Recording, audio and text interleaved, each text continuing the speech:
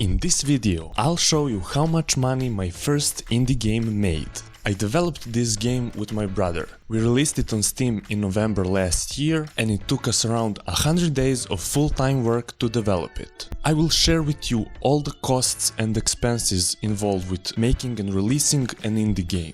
And also a few mistakes that cost us hundreds of thousands of dollars. Before we get into finances, let me tell you more about the game. The game is called Cody's Nightmare and it's about a little boy named Cody who is trapped in his nightmare. In order to wake up, he has to beat all of his fears, which are represented in form of enemies and bosses in the game. There are 8 bosses in the game and 3 run and gun levels. Now let's get into financials. But before I tell you how much I made from the game, let's first go over the costs and expenses involved in making a game. The first expense that we need to take into consideration is the time that we spent developing this game. We spent around 100 days of full-time work, so if we take the average game developer salary where we're from, the time that we spent making this game cost us $13,636. I got this number by taking the average game developer salary in Serbia, which is $1,500. I divided that number by 22 workdays, that is in a month, and then I multiplied it by 100 days that we worked. Then I multiplied that number by 2 because there are 2 of us. The next expense is the Steam fee, which is $100. Steam will pay you back those $100 if you sell over $1,000 of your game. Later in the video you'll see if we recouped that. Usually there would be an expense for marketing, but since we only used marketing methods that don't require money, our marketing expenses were 0.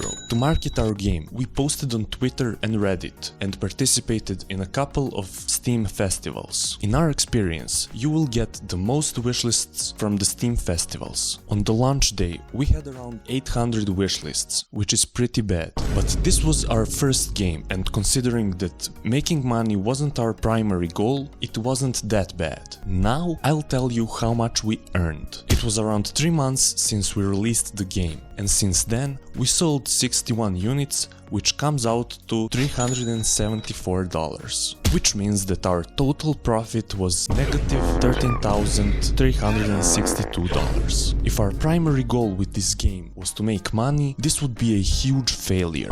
But our goal with this game was to learn everything about making and releasing a game, and we learned a lot. The biggest mistakes that we made were not promoting our game early enough and making the wrong type of game. Steam shoppers are not the biggest fans of pixel art platformers, so it wasn't surprising that our game failed. With all the knowledge that we gained by releasing this game, we're starting to develop our next game. We're changing a lot of things for our next project. For example, we're switching from Unity to Unreal Engine 5, and we're switching from 2D to 3D. The next video will be all about the next game, so subscribe if you don't want to miss that.